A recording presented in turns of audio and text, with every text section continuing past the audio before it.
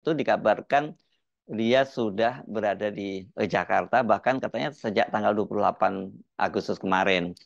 Nah, ini menarik ya, kalau memang sudah ada di Jakarta kan harusnya KPK tidak lagi kebingungan untuk mengirimkan surat undangan untuk klarifikasi dari Kaisang Pangarep. Bagaimana sebenarnya asal-usul penggunaan pesawat jet itu, apakah itu dia bayar sendiri ataukah itu gratifikasi. Tapi kan kalau dari investigasi yang dilakukan oleh netizen ini kemungkinan besar yang kedua, yakni gratifikasi, karena sekarang pemilik dari pesawat jet itu, private jet itu sudah diketahui. Ini seorang Taipan di Singapura yang menjadi pemilik pemegang saham terbesar dari Shopee. Dan Shopee itu kan sudah sejak beberapa tahun terakhir ini dia membuka kantornya di Solo, dan ini hubungannya dengan keluarga Pak Jokowi itu dikenal sangat dekat. Dan pada waktu itu Persis Solo itu juga di jersey-nya itu menggunakan sponsornya, ada sponsornya itu Free Fire itu, eh, sebuah game online gitu. Dan pada waktu itu kan yang memiliki saham dari Persis Solo itu adalah kakak beradik Kaisang dan Gibran. Jadi tanda-tanda ini memang sangat apa ya, indikasinya bahwa itu kemungkinan semacam bentuk gratifikasi kepada keluarga Jokowi itu sangat sangat besar, sangat kuat. Dan karena itu wajar kalau kemudian KPK harus memanggil dan melakukan klarifikasi. Jadi sekarang nggak perlu bingung-bingung lagi ya KPK, karena kemarin kan KPK menyatakan mereka tidak tahu harus mengirim surat undangan kepada Kaisang itu di mana karena orangnya kan nggak ketahuan juntrungannya. Nah sekarang ini disampaikan oleh Sekjen PSI Raja Juli Antoni.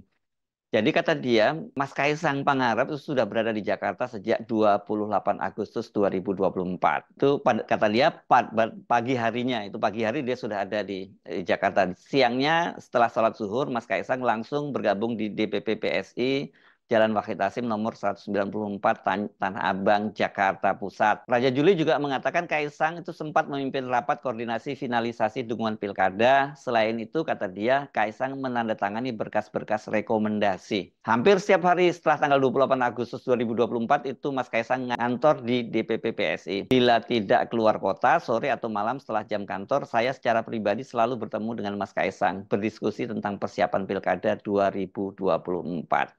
Nah, ini menarik ini keterangan dari Raja Juli ini kan memang sebelumnya Raja Juli yang menyatakan bahwa Kaisang itu akan kembali ke Jakarta tanggal 28 Agustus 2024 karena katanya dia rencananya itu akan mengantarkan pasangan Ridwan Kamil dan Suswono untuk mendaftar ke KPUD di Jakarta.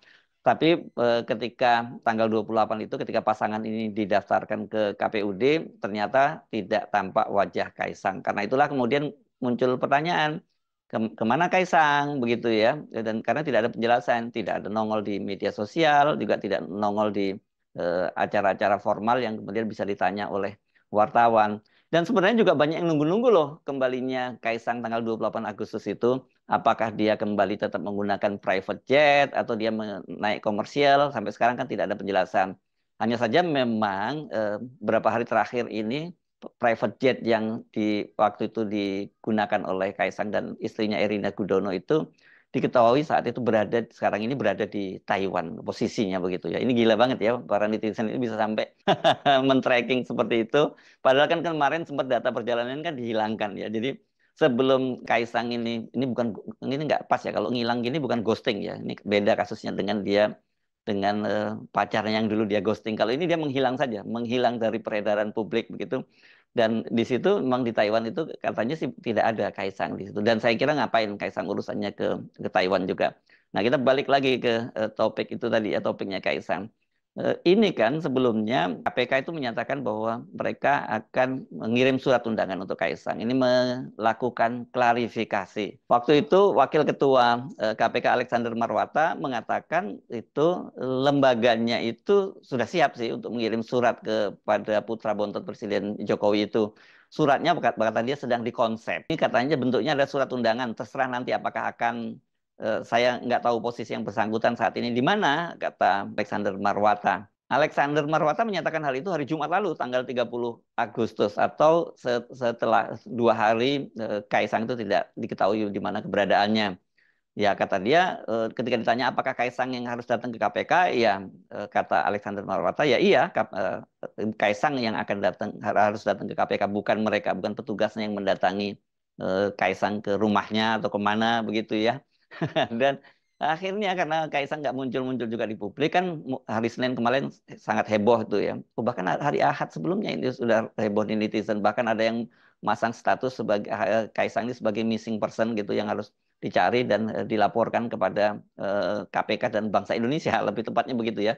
Karena orang juga netizen juga kelihatannya sudah nggak terlalu berharap banyak terhadap KPK karena soal Kaisang ini sendiri kan menimbulkan pro kontra sendiri kelihatannya di internal KPK. Sebelumnya juru bicara KPK Tessa Mahardika kan menyatakan bahwa mereka tidak berhak untuk memanggil Kaisang itu karena Kaisang katanya kan bukan penyelenggara negara. Ini kan benar-benar ajaib ini ya pernyataan dari jubir KPK.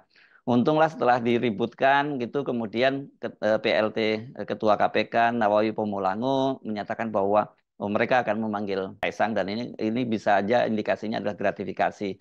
Begitu juga dengan Alexander Marwata yang menyatakan bahwa ini bisa jadi modus untuk gratifikasi kepada Pak Jokowi karena orang tentu saja kalau memberikan fasilitas dan berbagai hal kepada Kaisang itu ya pasti kaitannya itu dengan jabatan bapaknya. Ngapain pula orang ngasih Kaisang tanpa ada urusan apa-apa kan? Kalau nggak ada, kalau dia bukan anaknya Jokowi, kalau dia anaknya siapa ya? Anaknya Hersu Beno gitu ya. Nggak mungkin dia ada pengusaha yang menawari menggunakan jet pribadi, private jet begitu ya.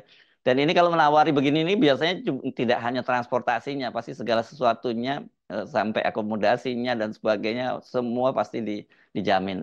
Itu pengusaha ya seperti itu apanya tabiatnya. Mereka selalu mendekat dengan kekuasaan. Tapi justru sebenarnya si penguasa itu yang harus sensitif atau anaknya penguasa yang sensitif terhadap hal semacam ini. Ini tapi sebenarnya dari situ saja apa argumen dari KPK itu bisa dengan mudah dibuyarkan. Karena belakangan kan muncul juga foto-foto ketika Bobi Nasution bersama istrinya Kahiyang Ayu itu juga menggunakan private jet dan belakangan di-tracking oleh netizen juga ketahuan bahwa itu adalah pesawat jet milik pengusaha di mana di Medan. Dan peristiwanya itu terjadi diduga ketika pernikahan Kaisang beberapa waktu yang lalu gitu ya. Jadi kalau soal Bobi ini kan nggak bisa lagi beralasan bahwa dia bukan pejabat publik gitu karena dia adalah wali kota. Atau dia menyatakan iya benar dia pejabat publik tapi dia menggunakannya itu ketika kepentingan pribadi ya. Bisa saja ada alasan semacam itu. Nah, mengapa KPK ini penting untuk segera memanggil Kaisang? Ya, walaupun kita tahu itu pasti nanti akhirnya juga formalitas saja gitu ya. Ini kan setidaknya untuk memulihkan citra KPK yang sudah hancur-hancuran belakangan ini. Apa iya di akhir masa jabatannya Pak Jokowi itu KPK juga masih akan tetap pasang badan? Kita tahu sih para komisioner KPK ini sampai sekarang masih menjabat di KPK itu kan eh, karena kebaikan hati dari Pak Jokowi. Masa jabatan mereka ini kan seharusnya habis pada bulan Desember tahun lalu, tapi kemudian melalui gugatan di Mahkamah Konstitusi dikabulkan diperpanjang menjadi 5 tahun dan berakhirnya pada bulan Desember ini. Jadi masih ada waktu loh sebenarnya kalau KPK ini ingin menunjukkan dan apa bahwa mereka itu masih bisa dipercaya pada publik. Karena Pak Jokowi itu kan akan mengakhiri masa jabatannya pada 20 Oktober nanti. Jadi masih ada waktu ya hampir 2 bulan lah. Oh iya, hampir 2 bulan lah karena mereka akhir masa jabatannya itu habis di masa di awal di tanggal 1 Desember. Jadi mereka masih bisa bekerja ini kalau mereka mau serius. Gampang nih kasus soal Kaisang ini karena data-datanya sebenarnya nggak perlulah para penyidik terjun sendiri. Ambil aja data-data dari para netizen yang sudah cukup lengkap itu dan kemudian dicek, diverifikasi dan itu sudah jadi bahan atau alat bukti yang cukup kuat. Nah, saya menyoroti ada 3 hal ya setidaknya mengapa soal ini harus dibikin clear gitu ya. Satu dari sisi etika dan empati publik terhadap penderitaan rakyat Indonesia ya. Ini nggak pantas ya. Dalam situasi seperti saat ini tiba-tiba anak dan menantunya Pak Jokowi itu naik pesawat jet, pamer, kemudian dengan gaya hidup yang hedon gitu. Dan mungkin mereka bingung ketika Erina memposting bahwa Kaisang itu makan roti 400.000 kemudian dipersoalkan. Karena buat mereka memang pasti duit 400.000 itu ya peanut lah, ya itu bukan apa-apa. Tapi bagi para supir ojol, para driver ojol, termasuk keluarga driver ojol yang meninggal di Medan ketika dia antri beli makanan untuk untuk konsumennya, dan dia kemudian ketahuan bahwa dia mati kelaparan karena sudah beberapa hari tidak makan, itu jelas itu sebuah penghinaan. Dan dari sisi dia sebagai anak pejabat publik, jelas dia sangat tidak sensitif dengan penderitaan rakyat. Kalau alasannya katakanlah ini karena istrinya sedang hamil tua, dan untuk penerbangan jarak jauh itu tentu perlu yang lebih nyaman gitu penerbangannya. Bukan soal safety ya, kalau udah tua ini kan aman sebenarnya ya. Yang tidak dia boleh itu kan ketika hamil muda. Tapi mungkin soal kenyamanan, dia bisa kok menaik pesawat eksekutif gitu ya, kelas eksekutif atau bahkan super eksekutif lah kalau kalau demi kenyamanan anak dan istrinya presiden, anak dan menantunya presiden ini, mereka pasti bisa membelinya. Bahkan ada pasti pengusaha yang mau menyediakannya. Yang begini-begini ini orang paling cuma melongo saja, tapi nggak akan marah-marah, tidak akan mempersoalkan sampai heboh seperti ketika dia menggunakan pesawat jet private yang itu kelasnya juga kelas eksekutif itu. Kelas di dunia ini kan pemilik pesawat jet seperti itu, private jet seperti itu hanya beberapa orang saja, dan itu orang kelas top-top dunia seperti Elon Musk dan sebagainya. Atau kalau artis itu ada sekelas Taylor Swift, dan juga ada presenter ya. Tapi ini presenternya bukan main-main, orang seperti Oprah Winfrey itu punya pesawat-pesawat seperti itu. Tapi kalau Pak Jokowi, ya walaupun dia juga presiden 2 periode, kan ya nggak mungkin punya pesawat semacam itu. Gitu. Apalagi kalau Kaisang ataupun Gibran sekalipun gitu. Kan kalau digambarkan kan citranya bahwa anak Pak Jokowi itu ini adalah pebisnis sukses gitu ya. Tetapi kan sampai sekarang orang juga dengan mudah dari data nggak ada itu bisnisnya Gibran maupun Kaisang yang sukses. Karena banyak yang bangkrut malah banyak. Yang kedua, soal status naik pesawat itu bayar atau dipinjemin. Kalau bayar pun, itu orang juga mempertanyakan dari mana duitnya. Karena diperkirakan untuk sekali perjalanan ke Amerika itu membutuhkan biaya sampai 8,5 miliar. Ya, tadi saya nyinggung bisnisnya Kaisang kan tidak ada yang yang sukses juga. Dan kita belum tahu kan dia karena dia belum pejabat publik, jadi tidak tahu laporan harta kekayaannya berapa. Tapi saya kira kalau poh dia bisa bayar sendiri, itu mungkin akan mengerahkan effort yang luar biasa. Mungkin tabungan dia akan terkuras habis lah kalau dia bayar sekali terbang itu 8,5 miliar, dan kalau kemudian dia balik lagi menggunakan private jet yang sama, saya kira itu nggak mungkin dibayar oleh Kaisang. Nah, persoalannya kalau dipinjami, nah seperti sekarang ini kan kelihatannya tanda-tandanya itu dia dipinjami ya. Itu itu jelas bentuk gratifikasi, dan saya kira itu yang penting diklarifikasi oleh KPK, dan bukan hanya diklarifikasi, mestinya ditindaklanjuti. Apa motifnya si pengusaha itu memberikan pinjaman pesawat itu? Apakah itu bentuk gratifikasi?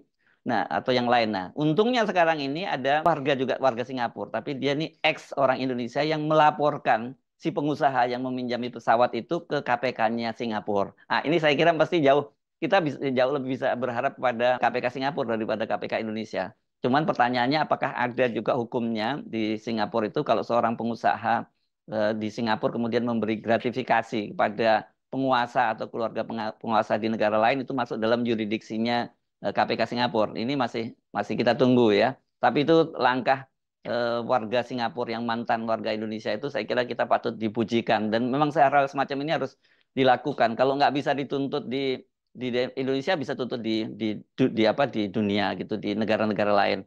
Tapi kalau saya bacakan ini banyak bilang kalau nggak saya bisa dituntut di dunia, nanti kami tuntut di akhirat. Masih lama kalau di akhirat. Di dunia aja dulu ya, cari celah hukumnya begitu. Yang ketiga, ini soal kesederhanaan.